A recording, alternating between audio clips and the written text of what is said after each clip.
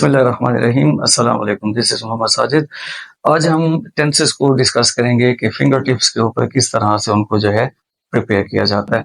तो उसके लिए सबसे पहली बात जो है आपने ज़हन में रखनी है कि जो भी आइडिया हमारे ज़हन में आता है तो वो उर्दू में आता है पहले, और उसके बाद जो है फिर हम उसको क्या करते हैं, इंग्लिश में ट्रांसलेट करते हैं। चूँकि उर्दू इंग्लिश जो है वो हमारी मदर टंग नहीं है, वो हमारे लिए सेकंड लैंग्वेज है, और आइडियाज़ जो होते हैं वो पहले मदर टंग में आते हैं और उसके बाद जो है फिर हम उसको इंग्लिश में ट्रांसलेट करते हैं।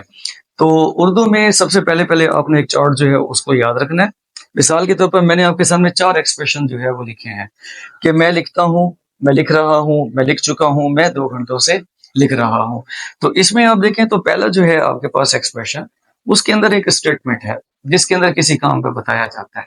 दूसरा जो आपके पास आ रहा है उसके अंदर जो है कंटिन्यूटी जो है वो शो की जा रही है कि काम जो है वो जारी है। तीसरे के अंदर काम जो है वो कंप्लीशन की इशारा करता है, और चौथे के अंदर वक्त के साथ काम जो है वो जारी हो रहा होता है। ये जो लास्ट में इनके वर्ड होते हैं, ये वाले, इनसे पता चलता है कि हमारे पास जमाना कौन सा है। तो हूं या है जैसे अल्फाज हमारे पास आए तो ये प्रेजेंट का जमाना हुआ करता है। अगर इसके आखिर में मैं था, थे या थी या इस तरह से अलिफ या ये अल्फाज लगा दो तो ये पास्ट में चेंज हो जाएगा। मिसाल के तौर पर मैं लिखता हूँ, मैं लिखता था, या मैंने लिखा।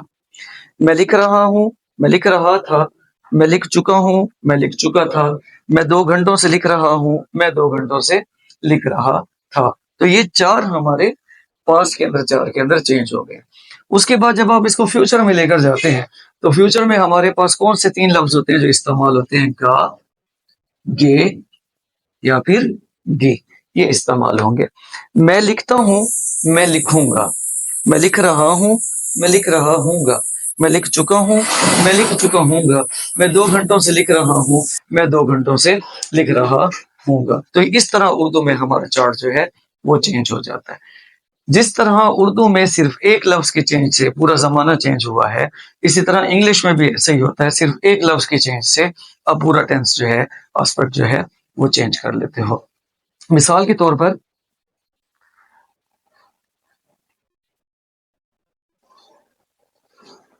अगर मैं लिखता हूं कि I write a novel, I write a novel, ये हमारे पास पहला एक्सप्रेशन कि मैं एक नावल लिखता हूं। इसी को आप पास्ट में लेकर जाओ तो आप कैसे लिखोगे? आई रोट अ नॉवल, तो ये उसका पास्ट बन गया। आपने कुछ भी नहीं किया, सिर्फ वर्ब जो है उसकी सेकंड फॉर्म आपने चेंज कर दी। इसी तरह से जब फ्यूचर में लेकर जाएंगे तो आप क्या कहेंगे? आई शैल राइट अ नॉवल, ये आपका चेंज हो गया। तो ये पहला एस्पेक्ट है जिसको हम लोग क्या कहते हैं? इंडेफिनेट। ये इजीली आप इस तरह से इसको चेंज कर सकते हो। एक और एग्जांपल आपको दे देता हूं कि आई स्पीक, तो ये हमारे पास फर्स्ट एक्सप्रेशन है। स्पीक की सेकंड फॉर्म लगाएं, आई स्पोक, ये उसका पास्ट बन जाएगा। आई शैल स्पीक, तो ये उसका क्या बन जाएगा? ये फ्यूचर बन जाएगा। दूसरा सेंटेंस अगर मैं आपके सामने लिखता हूं कि आई एम राइटिंग,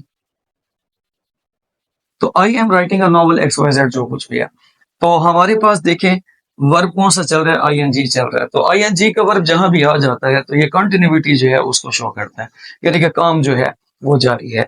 जिसका मतलब होगा कि मैं लिख रहा हूं, और एम जो है ये कौन सी फॉर्म है? फर्स्ट फॉर्म है। तो फर्स्ट फॉर्म हमेशा प्रेजेंट में इस्तेमाल होती है। आई एम राइटिंग अ नॉवल, मैं एक नॉवल लिख रहा हूँ।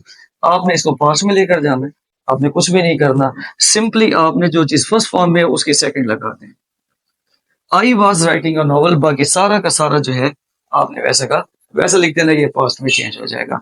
तीसरे नंबर पर आपने लेकर आना है, फ्यूचर में शेल और विल लाजमी होता है, तो आपने शेल बी या फिर विल भी जो है उसका इस्तेमाल कर लिया, तो आपका ये फ्यूचर कंटिन्यूअस के अंदर चेंज हो जाएगा। रिपीट कर लेते हैं, आई am writing, I was writing, I shall be writing. एक और सेंटेंस ले आते हैं, आई am speaking English, I was speaking English, I shall be speaking English. तो ये आपके कंटिन्यूअस जो है तीनों के तीनों इस तरह से कवर हो जाएंगे। उसके बाद हमारे पास आ जाता है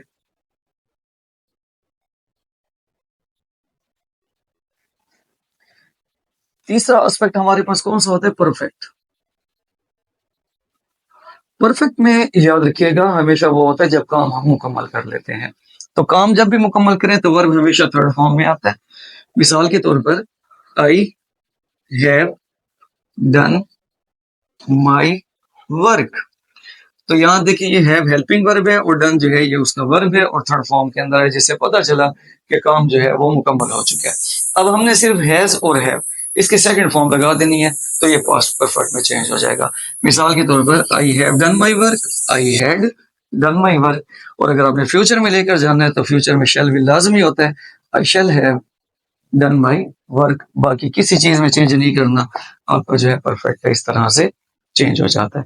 जब आप जाते हैं परफेक्ट कंटिन्यूअस की तरफ, लास्ट एस्पेक्ट है हमारे पास, तो उसके अंदर हम यूं कहते हैं कि I have been doing my work since morning. ठीक हो गया। तो हैव की जगह आपने क्या लगा देना है? Had. I had been doing my work since morning. और फ्यूचर में लेकर जाना है तो आपने क्या लगाना है? I shall have been doing my work since morning. तो इस तरह से आपका क्या हो जाता है? ये चेंज होता है फ्यूचर परफेक्ट कंटिन्यूअस। अब आपने करना क्या है? यहां पर याद रखिएगा कि आपके पास 4 फिंगर्स हैं। अब 4 फिंगर्स के अंदर बॉक्सेस कितने हैं हमारे पास? ये हर एक में 3-3 बॉक्सेस हैं, तो 4 के साथ मल्टीप्लाई करेंगे तो क्या हो जाएंगे? 12। तो हमारे पास 3 टेंस होते हैं और 12 एस्पेक्ट्स होते हैं। तो आपने इसको इस तरह से डिवाइड करना है कि ये present, past, future, present, past, future, indefinite, continuous, perfect और perfect continuous. I am going to repeat it. Present, past, future, indefinite, continuous, perfect and perfect continuous. तो इस तरीके से आप इनको डिवाइड कर सकते हो। अब जो तरीका आपको मैंने बताया है अभी थोड़ी देर पहले, तो उसी को फॉलो करें। आई स्पीक, अब इसी का पास्ट बनाए आई स्पोक, फ्यूचर बनाए आई शैल स्पीक।